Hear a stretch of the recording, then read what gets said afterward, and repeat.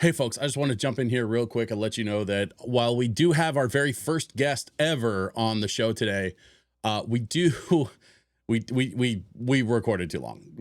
The original edit of this show is like an hour and 16 minutes and change. And so what we've decided to do is put it up on my Patreon. And so you can find that over at patreon.com/TJSwitchPDX.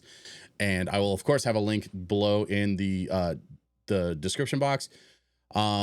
If you want to see the entire full uncut version of this episode, we get into a lot of DJing stories. We get into a lot of like vinyl collecting stories and stuff that was pretty tangential to what new records are actually coming out this week. And so for the version that we're putting on YouTube, it's much more focused on the records that are going to be new released. And for the version that's on Patreon, you're going to get to see the bigger, longer, and uncut episode with our buddy Craig. So that being said, thank you very much for watching, and let's roll the intro.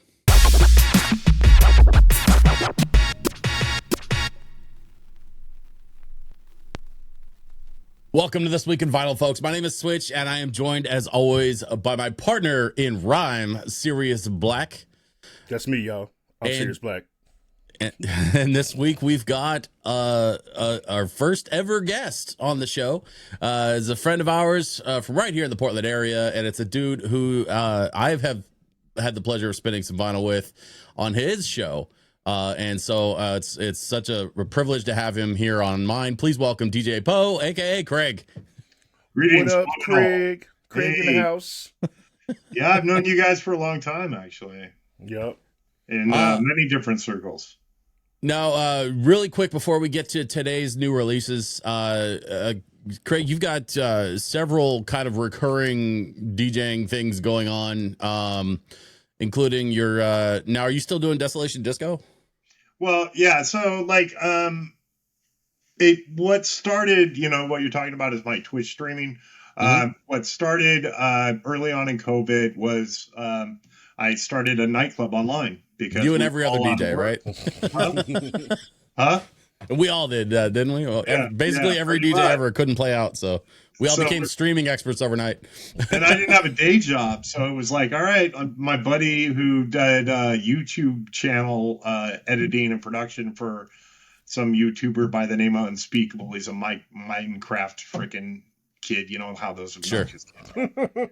Okay. And so then he said, dude, get on Twitch. And so I had everything set up, and I got on there a little over 6 years ago. A lot of people came on a little afterwards. You came on pretty quick afterwards. And I started something called the Desolation Disco, which was like a nightclub online, and everybody would join in through Discord and dance in their homes with us. And it did good. It saved my ass financially. And then from there, I've gotten to know a lot of DJs around the world. I do charity work through my streaming, which I was doing with a monthly live show before COVID. I work with Raphael House. I buy Christmas toys, comic books, art supplies, musical instruments for children escaping domestic violence every year. And I've been doing that now for a long time. And that charity stream has turned into like a whole chain, right? Like you're one of several like a big DJs. Rate train for 3 days around the world with DJs around the world. Jesus, programming 3 straight days, like 24 hours around the clock. Woo. Yeah, that is wild, man. Thank goodness I have, my friend Mortasha Kinski, who's a great DJ in London. She helps me a lot on that side of the hemisphere. So she's awesome. And, but then, from that also I've been able to travel, and, after COVID ended and we were going back to the clubs, I just started doing what I called the Elder Goths retirement home. So I started doing that, and then I've traveled, I've DJ'd London, Germany, Prague. And on that note, you made an announcement this morning. I'll be DJing Melbourne, Australia, for Halloween. Man, that is super dope. With the goth community down there at a club called Pandora. So I'm excited about that. Oh my. And for me, the culture of mixing vinyl, I mean, I have to say, like, one of my biggest influences, Frankie Knuckles and the Chicago house sound. Yeah, dude. I'm very much a transition collage DJ. Frankie Knuckles, rest in peace, by the way. Absolutely. that style of transition, gay bar style of disco DJing and creating transitional layers. You know, I used to mix house on 3 different turntables. I was gonna say I've heard of house style. I don't know if I've ever heard of gay bar style, but it's you know. But Well, hey, but when he said it, I can immediately imagine it. yeah, So that's the thing. I mean, that's where all that comes from. That's why Mhm. Frankie, you know, Frankie's first gigs were in a bathhouse in New York City. Yeah, You know, that's where he became established as the DJ that we know as Frankie Knuckles. And a lot of that diva stuff, like I just picked up Alice in Limerick remix that I found digging yesterday. And, you know, and anything Frankie Knuckles I'll pick up. I have a Depeche Mode remix of the Depeche Mode song Wrong that a friend of mine in Chicago said, dude, it's a white label, you got to get it. And it's a Frankie Knuckles remix. It's amazing. I got to hear that. You know that, right? Oh, yeah. Well, you got to come over here sometime, Sean. Seriously. Okay, cool. I don't know if you know this. I'm not sure. I think one of y'all may know this, but y'all know that I knew Frankie Knuckles, right? Yes. You and I Okay. discussed this. So, like, Jeff, No. you didn't know that. Okay, I so had listen. no idea what. yeah, dude, no, how, he's like, how have we been like friends your this long and godfather you or never told me? goduncle? So my music taste comes from my mom, and my mom is a deep house head, son. Like, Yeah. her and Frankie were like best friends. Like, he used to come over to the house and spend in my crib, and like she would throw house parties after they got home from the club. And my little ass is sneaking into the living room at 3 a.m. so I could watch Frankie spend and my mom and her friends get down in my living room and the record collection. Good Lord. Yeah. But that's where my love of music comes from, is from my mom raising me in Chicago on house music, being surrounded by, like, not just Frankie. She knew Farley. She knew, like, and she was in the scene, like even like when Frankie was still alive and he would come back to town, he would call my mom and she would go to the VIP room to hang out with him and just chill. That's amazing. And so, like, when we go back to what I was saying about like the gay house, a lot of like, have either of you read Last Night a DJ Saved My Life yet? It's a great book. And how the transition of disco culture to house culture, especially in, from England's style of house music to Chicago house, Detroit techno actually being the source of it, not Germany, like a lot of people think. Yeah. I mean, let's not even get started about, a band called Death, about punk rock. But like, I mean, it's a great book and study about DJ culture. And I mean, Jeff, you know all this stuff. You've been a DJ for a long time. Yeah. You've been a music, part of music production and everything. You know that very well. So, well, I think it's funny that you like, especially today, having you on as our guest, not only our first guest, but also like your background, like you mentioned, working in gay clubs and, being a fan of both house music and punk music. As a matter of fact, our very first record for today that I wanted to share with you all is a new record that's coming out. It actually came out 2 weeks ago digitally, but the pressing for it is coming out this week, and it's a band called Middle Aged Queers. Now, Middle Aged Queers, I've heard of them. They're great. Is like a dad punk band, and they're doing an album called Greatest Hits. But here's the trick. It's not their greatest hits. This is an entire cover album of other people's greatest hits. Oh my God. So what we have here, and by the way, forgive me because this is not the correct album artwork, but this is the right listing. Okay. Middle-aged Queers, cover your favorite artists, in a move that can only be described as unnecessary. Oakland's beloved LGBTQ punk band, Middle-aged Queers, is excited to announce their unanticipated covers album titled Greatest Hits.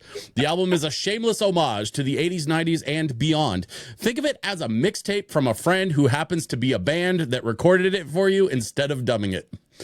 Oh my God. Now, here's the record. It's coming in this gorgeous marbled green. To match the font color too. That's cool. Yeah. So this is the listing that's on the Bandcamp page for them.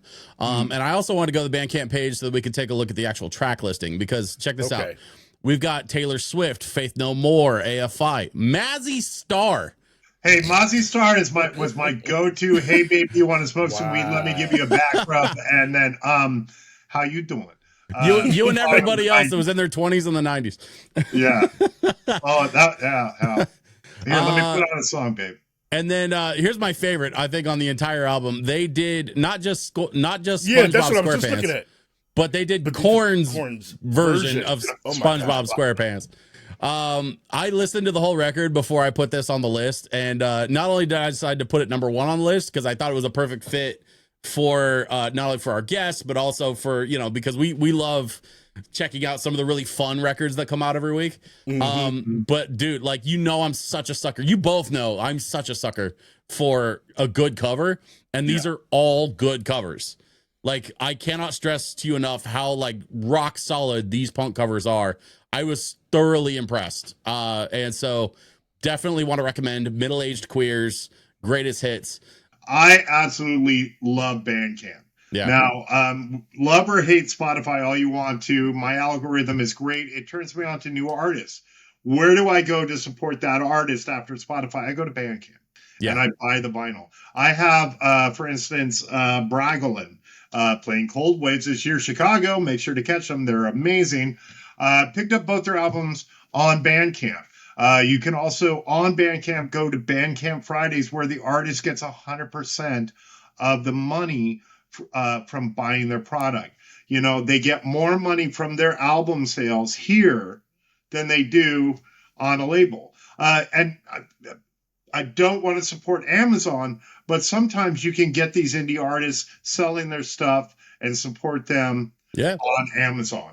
Yeah, in fact, a for good European imports too, which is great. A good chunk of the records that we feature here on the show are available in Amazon, links in the description, and that is for no other reason than you know, I have an affiliate account, and so like I will feature the record. If I can't find an affiliate link for a record, or if there's a better link that I think will better serve both the band and the fans, and then I will put non-affiliate links too. Like I'm not so hardcore about, you know, selling records through affiliate links that I won't put non-affiliate links as well, because really it's about linking people to the music.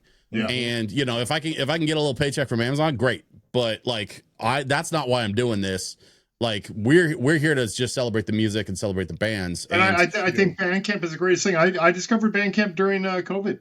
And I cannot tell you how much money I've spent supporting independent artists through Bandcamp. Man, I've been on Bandcamp for like 20 years, man. Yeah. I've been on like, and also I actually did leave Spotify though, and I switched over to Deezer. Yeah. Which is a UK company similar to Spotify, but I was able to transfer all of my playlist and my favorites over there too. So do they have good? I mean, like I got to say, Spotify. Like my big test of Spotify, why I got into Spotify was when I wanted to hear a Tear Garden song, and they actually had it. Not something. No, I get that. The catalog is good, but I'll be honest.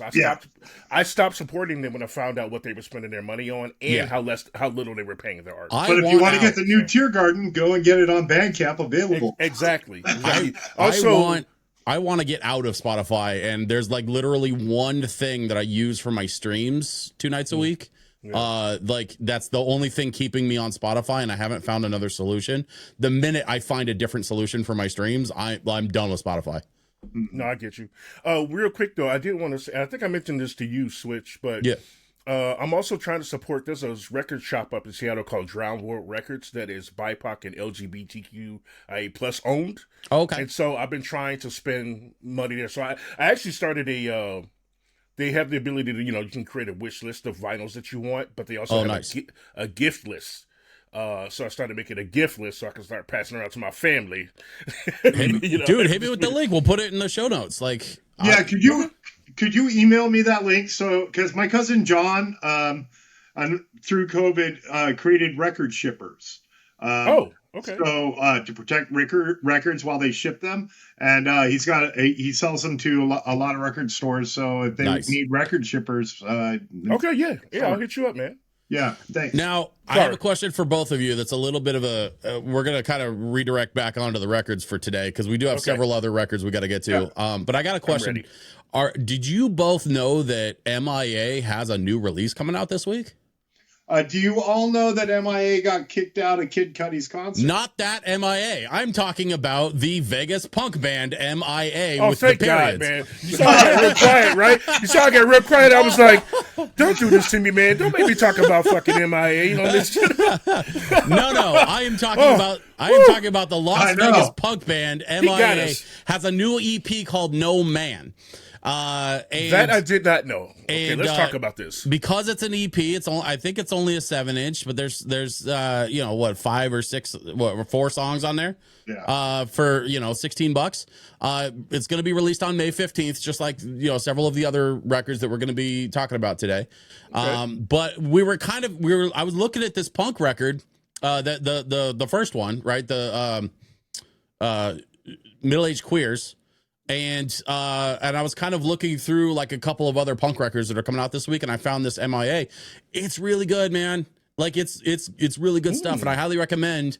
Even if you're not on Spotify, whatever music service you use, or hell, YouTube, they're probably on YouTube. I had no trouble finding them to be able to check them out, and I strongly recommend that. That's one of those things that the one downside of vinyl is you physically have to have it in order to hear it, right? Yeah. So that's where I still use digital to sort of like preview stuff. And a lot of people sort of misunderstand. I can't speak for everybody in the world, but my relationship with digital music these days is because of digital, I've bought more physical because I can hear it go, oh, I need that. And then it ends up on my shelf. And whereas without it, I would have probably just dismissed it or not given it a second thought. Yep. So... No, that's fair. I mean, and that's actually how I shop for stuff now. Like I do a lot of digital. Yeah. And then like when I know I like something, I try to give my money to the artist as directly as I can. By the way, I did just find MIA on YouTube, like you said. I'm on their page now. Oh, okay. And out of curiosity, Craig, I know, and I have to apologize, man. I know you had all your stuff set up in your studio, and then I asked you to switch to the office shot just because I don't want to lose you. But just for the folks at home, how many records do you have? Because it's more than this. I know that. I have no fucking clue. Do you don't even have like a ballpark, like to the nearest like 100? I mean, like I just carried out to the house this morning about between pre-orders and stuff I've picked up at shops in the last 2 weeks, probably another 40, 50 records in the last 2 weeks. Yeah. And that's a normal month for you? Yeah. So it's safe to say you probably got over 500 records then. Add a couple zeros to that. Yeah, probably 1,000. It's probably, I would say, easily over 2,000 to 3,000. Okay. So we do have another record. Actually, we've got several more records we got to get to. But the next one I think is probably in your collection because honestly, like I'd be surprised if it's not in everyone's collection. But it is getting a new pressing this week, so I want to call very brief attention to it. And that's Gordon Lightfoot's got a new pressing for Sundown. Hey. Now here's the thing. Everybody knows the title track. Everybody knows Sundown. But this whole record is actually really good. I admit, I've never listened to the whole record, but yeah, of course I know Sundown. If you like the song Sundown, I think you'll like the album. Like Sundown's definitely the standout hit. Like there's a reason why it went multi-platinum or whatever. But the rest of the record holds up. Like it's a solid ass record. Yeah. Word up. Have you guys heard the rest of it? Like, are you familiar with? Oh, yeah, I have it. Like, I have it. Yeah. Okay. Yeah, I have it, and I mean, but like Gordon Lightfoot. I mean, like from Studio 54, that great Hex Hector remix of "If I Could Read Your Mind" with all the great freaking divas singing in it. You would be on some Studio 54 stuff, man. I mean, it's great. That's so dope. That's so dope. But Edmonds Fitzgerald. I mean, I think that stands out more than freaking Sundown, to be honest with you. I think over time, Sundown I think is the bigger seller. I think because it was a hit for him that really kind of like leveled his career up to a new echelon. But I think over time and over the years, Edmund Fitzgerald has kind of like creeped its way into the sort of the history books. No pun intended. Well, and it's also funny to me. It's one of those songs, like one of my favorite Bee Gees songs, which is the New York mining disaster of 1949. Oh yeah, and this is when this is back before Bee Gees became disco. And I love that era of Bee Gees, that pre-disco Bee Gees. And there's some great stuff from them. But I love story songs. Edmund Fitzgerald is a great story song. So is that song from the Bee Gees. But I mean, as a folk singer, a storyteller, Gordon Lightfoot, Cat Stevens. I mean, amazing. Yeah, what's standing out to me is this curly afro. I can't stop staring at it. I'll be honest. I'm just looking at it the whole time y'all been talking. Sorry. It's a whole vibe, man. Right? That's what they were doing. He had a look, man. He had a look. But we got to keep it moving, y'all. Next up is actually a soul record. Now, the group is called Brooklyn Funk Essentials. The album is called Black Butterfly. And I did get a chance to preview this a little bit. And I'm going to tell you right now, if you like 70s, like soul funk, because they in a lot of the language around the record, they call it funk, but like when I think of funk, I think more like Earth, Wind and Fire, more like Tower of Power. This is a lot more soulful. Most people go to Parliament, Yeah, exactly. I think funk. I think P-funk, right? Wait a minute. I see that line in there, Switch. I see go down. What? I see look at the bottom paragraph, Craig. Right around where it says Limerick in 1990. Oh, wow, that's funny. Remixed by Frankie Knuckles and David Morales. It became a club classic. Yeah. Wow, I didn't even catch that. Yo. Man, I didn't even see the Frankie Knuckles thing in the language here. I was more focused on trying to listen to the record to see if it was good enough to recommend. And first of all, yes, it is so good. Easy recommend. Honestly, I got through the first 2-3 tracks and I was like, well, this is going on the list. It's that good. Well, it's funny because Where Loves Lives, remixed by Frankie Knuckles and David Morales, Allison Limerick, right here. That's wow. Look at this all coming together, man. Dug that up yesterday. You literally picked that up yesterday? Yep. There's a record store on Holgate that I found that's a great little DJ shop. Okay, listen. Look at me, y'all. Okay? I'm talking to y'all watching. I need y'all to understand, none of this was arranged. This is just how it worked out. And this is wild as hell. And if it was in person, my black ass would leave right now. This is spooky white people stuff. But I'm at my house. I'm cool. But I don't know how he's doing this. But I love it. We absolutely did not plan this. Not at all. Okay. Spooky white people stuff. You know what else is crazy? I was talking about when I think funk, I think G-funk, I think Earth, Wind, Fire, and then I think Tower of Power. Yeah. Early recordings featured greats such as Maceo Parker, Lenny Pickett, and Tower of Power horns. Look at that. and Dizzy Gillespie, whoever he is. Never heard of him. Never heard of that guy before. So I'm telling y'all, please do yourself a favor. Check out Black Butterfly by Brooklyn Funk Essentials. Not only am I going to look into that, I'm also going to look who did this cover art. Yeah, that's so I saw this and I not only did I think y'all were going to like this record, honestly, after reading about, I didn't even read about it. I just listened to it and I love the music. But now after reading about it, I'm even more invested in this record. May 15th, huh? Yeah, I'm on it. So it's coming out this Friday, May 15th. But there was another record I picked up that was kind of in a similar-ish vibe. Okay. Or not picked up, but rather added to the list. And so we're going to move forward with Mark Mack presents Visioneers. And the record's called Dirty Old Hip Hop. And to be clear, this was released in 2006 originally. This is the 20th anniversary pressing coming out this Friday, May 15th. I might know this. I'm not sure. And if you like MPC sample bass boom bap beats. Yeah. Like this is mostly a beat project. There are a few tracks that have some lyricists that are on as guests. But Visioneers is definitely a production group. And so a lot of these don't even have lyrics. Like you've got Capital A here, you've got Voice here. Those are two of the artists that are featured. But the rest of this is just straight up boom bap, chill hip hop beats. Okay, I'm down with that. I like some instrumentals. I love the I can't remember who makes that little portable turntable that's on the this is like a famous like mini turntable that they sold in Japan.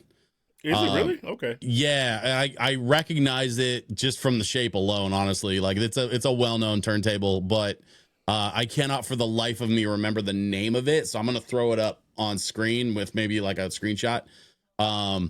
But yeah, like miniature, Japan culture, like they try to miniaturize anything, make it cuter. I ain't gonna lie, my dumb ass, I'm not the DJ here, so my dumb ass thought that was a Fisher Price toy. So which is fair. Honestly, they do look like Fisher Price toys. Right. But this particular line of turntables was like, although it was very plasticky and kind of toy looking, like it was a legit deck. And there's some turntable purists out there. I'm not going to sit here and pretend like I'm an expert on turntables, but I know a thing or two about my tools, and this particular table that's featured in this picture, like it's a well-known, like famous design from Japan from like, I want to say the 90s is when it originated, maybe the 80s. But they actually recently did like, ironically similar to this record, they did like an anniversary release a few years ago where they sort of re-released these turntables with like modern electronics in them, which I think is kind of cool. Like there's so many cool and interesting solutions now out there for portable turntables and mini turntables and like, any kind of issue that you have that sort of keeps you from enjoying your records. Somebody has a turntable solution for that, which I really dig that. So, pick up a copy of Dirty Old Hip Hop and throw it down on whatever turntable you got. And you know what's crazy? The crappier the turntable, the better the record. Because it's supposed to be dirty hip hop, right? Right. Okay. I'm gonna check this one out too. Okay, I got two now. All right. So moving forward, we love soundtracks. And I got to tell you, I think the clip right now that's doing the best on Instagram, especially, is that clip of us talking about the Sharknado soundtrack. Oh yeah, no, that was wild. Well, I brought you another one. Oh no, this is the Chud soundtrack. Come on, man! Coming out this week on the 15th. Chud had music. I didn't even know. What? I mean, the Chud soundtrack. Martin Cooper and David Hughes. And it looks like, it all looks like it's look how big this track movie is soundtrack for Chud. Stuff. Well, when the songs are 20 seconds, 30 seconds long, you can fit a lot more of them. But here's the thing that I like. Check. That's a terrible picture. Here, let me get this other picture. Okay. Look at this vinyl. Look at this. Looks like slime. Slime green vinyl. Yeah. With the sewer cap in the yeah, exactly. Man, I love it when they have fun with the designs. Like, I love I'm here for the music. We've talked about this before. Yeah. I love a black record. But if you could have fun with the design or do something cool or interesting, like that coffee record from Gilmore Girls, or that was a good one. Yeah. And I've actually got a couple other records I'm going to show you a little bit later in the show, that have some wild color patterns to them. But yeah, I had to show you the Chud soundtrack is coming out this week. So aesthetically, this is a win for me, especially even with like him coming out the sewers with the city on the grate, and they're like, I love that whole design, love the way the record looks. It's aesthetically, that's a win. I don't know how nothing is going to sound on this, but I like the way that looks. I hate to say it, but I almost pre-ordered this. I have a lot of colored vinyl, and I love the look of this record. There's a lot of beautiful things that have been done with colored vinyl. As a DJ, I want everyone to stop making clear vinyl. Because you can't see. Yeah, you can't see the track, man. I'm with you here, Craig. You can't see on the clear vinyl when you put it down on the turntable. Like, you have to be able to see where the track is so you can like mix the shit, and you can't see anything when the vinyl is completely transparent. It sucks. So of the last couple of records that I have to show you guys, first of all, the new Mortal Kombat movie, Mortal Kombat 2, is coming out very soon. Saw it yesterday. It's okay. Oh, it's already out. Okay. Yeah, no, I saw it yesterday. And Carl Urban as Johnny Cage. I'm super stoked to see how he does with that. I mean, honestly, I'll watch Carl Urban in anything. I love that guy. But the soundtrack has been announced for pre-order through our friends at Enjoy the Ride Records, who actually, like, you know, by the way, Enjoy the Ride also put out that Sharknado record we were talking about, and they did leave a comment on the Sharknado clip on Instagram, which was super dope. So we're on ETR's radar, and so I want to give a shout out to Enjoy the Ride Records. We love you guys, and you know, thanks for the support. Thanks for watching.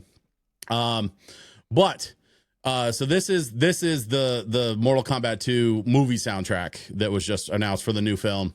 It's currently they're currently taking pre-orders, and they have this gorgeous like ice blue variant. Yeah.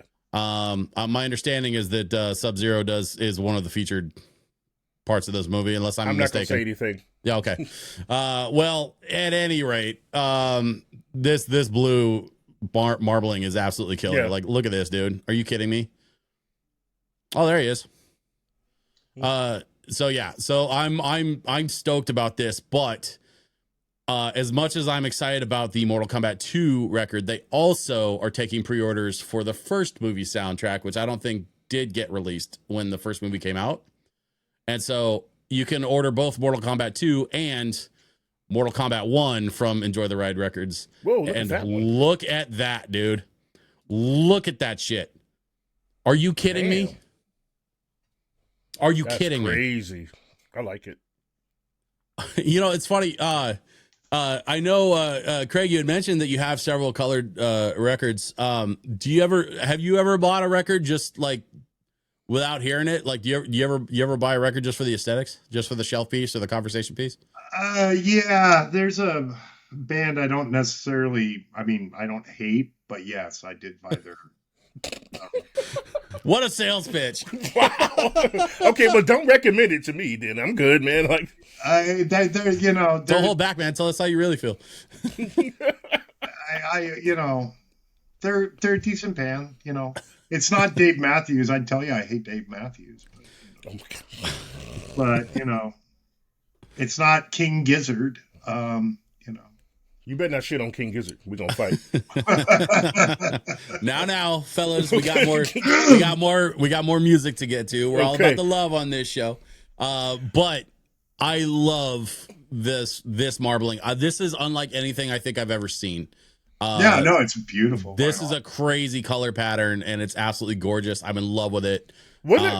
What are the track listings like for these soundtracks? Because is it mostly techno? Or? I'm glad that you asked. So they re-recorded a version of Techno Syndrome, which is the Mortal Kombat movie theme from the 90s. Mm-hmm. Mortal Kombat, dun, dun, dun, dun, dun. You know that one? Yeah. So they did a 2021 version when this first Mortal Kombat movie came out. So that's literally side A, track one, right?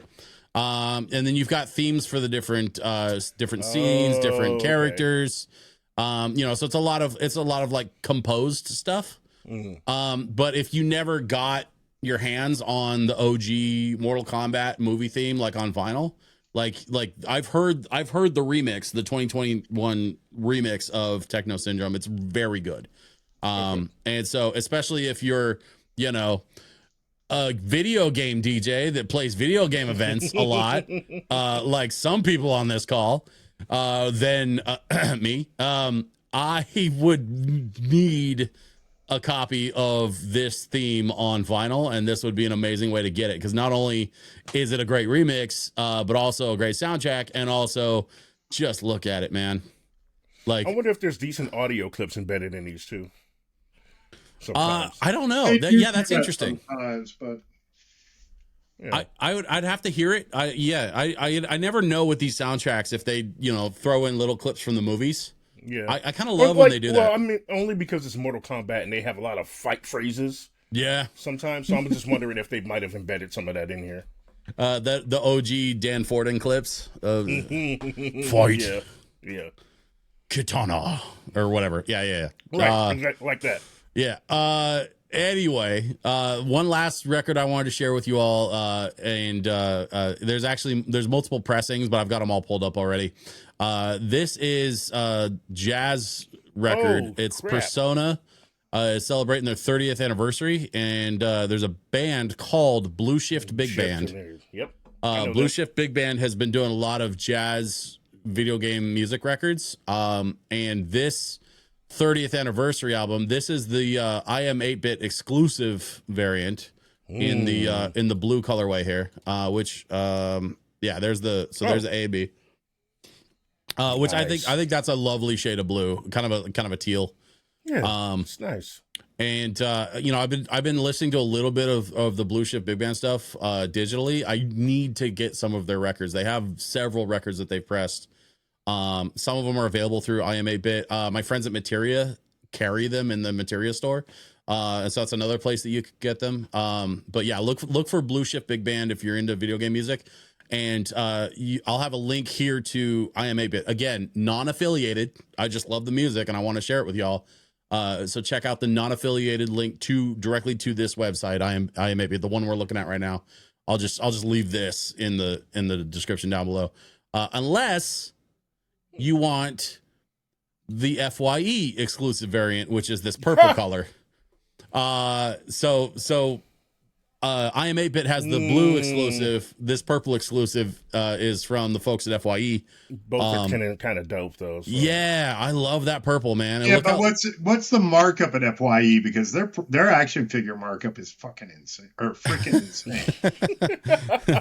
Actually, it's the same price. We're far enough into the YouTube video. I don't mind a little cursing, but no, it's the exact same price.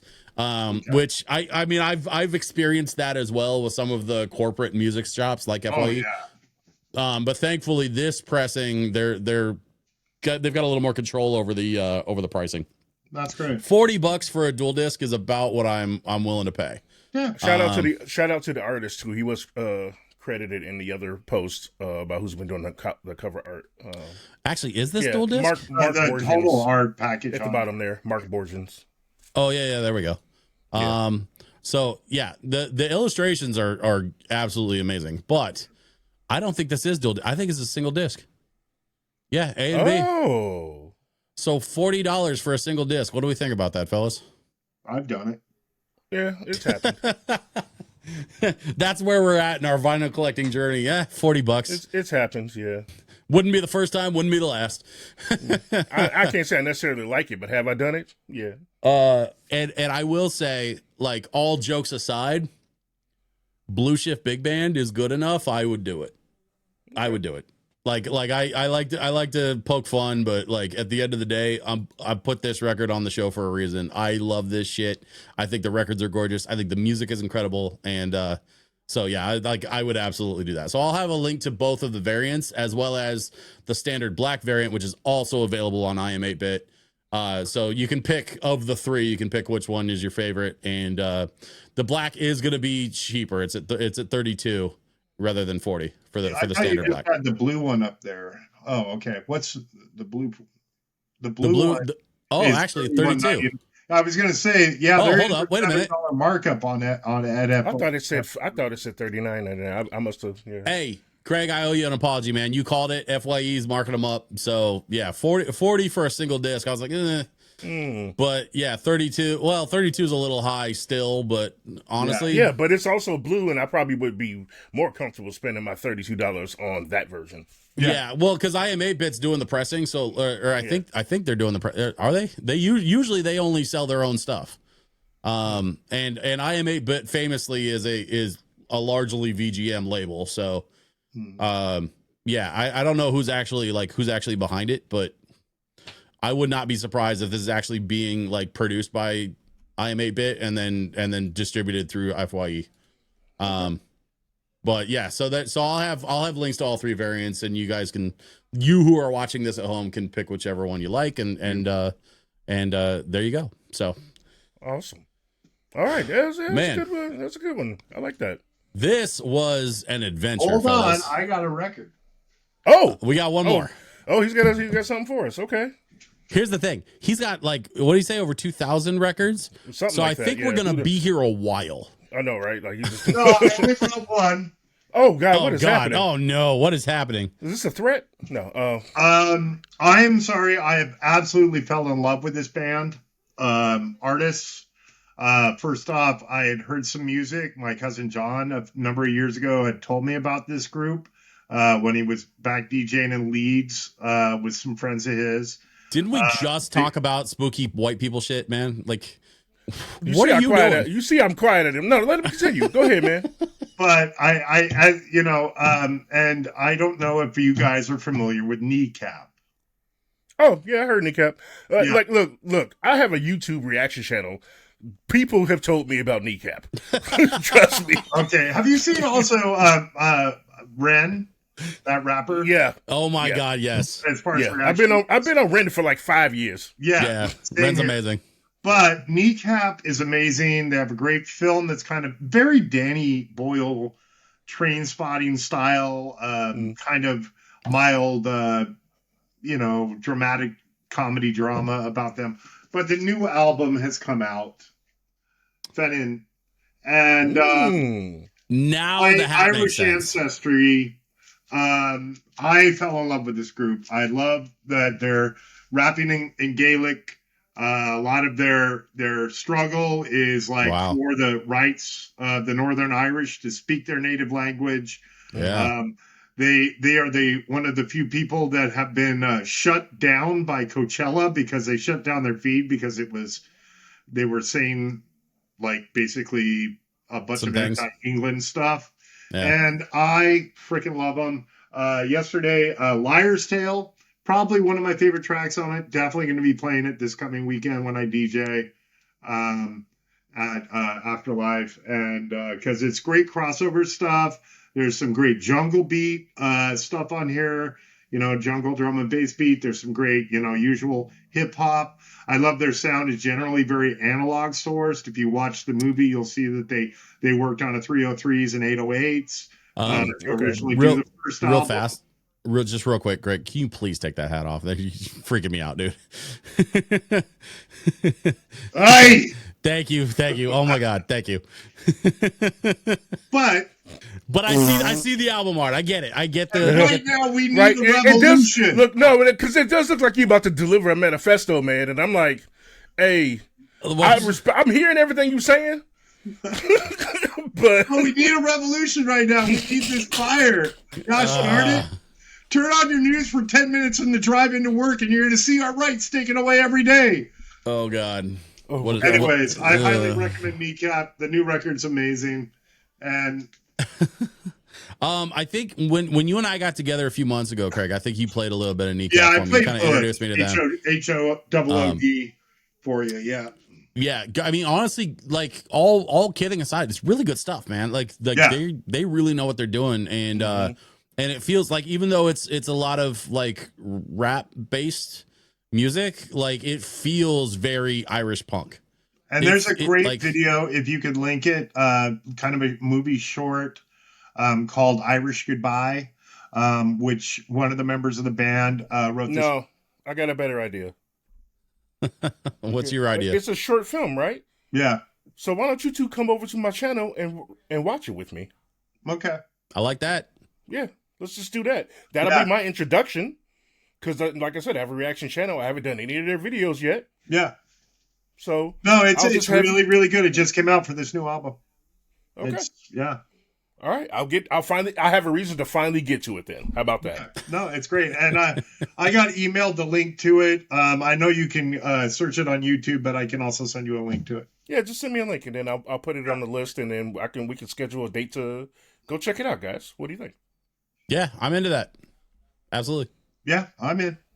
There we go. There's 2 thumbs. All right. New week. Well, fellas, I think we've had a successful day today. Absolutely. We talked about a whole lot of records. Some of them online, some of them not online. But in all, I'm going to call this a success. Now, Craig, you've got some stuff coming up. I know you mentioned that you're going to be traveling to Australia for a Halloween show, but before that, Your Elder Goth retirement home's got something coming up, right? Yeah, every third Saturday of the month. This month on the 16th, which is this coming Saturday, 9 p.m., I do Elder Goth Retirement Home. It's a vinyl kind of mix of classic and modern goth, post-punk, dark wave, industrial, and dark synth. Well, thanks very much for a great show today, guys. Craig, thank you so much for coming on, man. Being our first guest ever. Like, man, we loved having you. Thanks for having me. I'm sorry if I interrupted or talked too much or fucking whatever. Absolutely not, man. Don't worry about it. No, you all good, Doug. We loved having you, and we'll definitely have to do this again sometime. In the meantime, you both have an online presence. Craig, let's start with you since you're our guest today. Where can they find you online? What, Twitch or where else? Well, I mean, my Instagram is DJPO2323. My Facebook is Craig Nelson. My TikTok is DJ_PO_. And on Twitch, I'm DJ_PO_. I don't stream too often. I mostly pop in. But when it comes time for my charity fundraiser around the world, right now, a lot of the stuff I do online, I used to stream a lot, is charity related, Goths Against Fascism fundraisers. Right now, one of the fathers of goth DJs, London, England, Martin Oldgoth, is doing a GoFundMe. He has an incurable liver disease, and we're raising money for him. So we're going to probably do a raid train here pretty soon for him. Great, beautiful guy, him and his lady both. And, and that's one thing that's been such a blessing now is, after years of just like living the party and the DJ life, is now I get to travel and meet amazing people and play music. So fantastic, man. And I'm going to run around and grab all those links and make sure that those are available in the description as well. Okay. So if you all want to follow DJ Poe and check out some of his charity work online, you can do that. So at the links in the description. And Cerius there's an Blaq. the Elder Goth Retirement Home Facebook page. So if you want to get a consolidation of everything, go find that. So there you go. All right. Cerius Blaq. Oh yeah, find me over at Cerius Blaq with Cerius Blaq over on YouTube, and you can find me under Cerius Blaq on pretty much everywhere else, on Instagram, Blue Sky, Reddit maybe. I don't know. I'm all over the place. But yeah, find me on YouTube and then find me from there, and make sure to come over to my channel so you can watch me introduce DJ Switch to my favorite Japanese group, XG. Dude, we've been having such a good time, and I am definitely a member of the Alphas Pack. So, yeah, I'm looking forward to our next one, and you can find that over there on Cerius Blaq's channel. So we'll see you then. Thanks, everybody. Have a great day. Bye-bye. Thank you, guys. Thank Peace. you, everyone.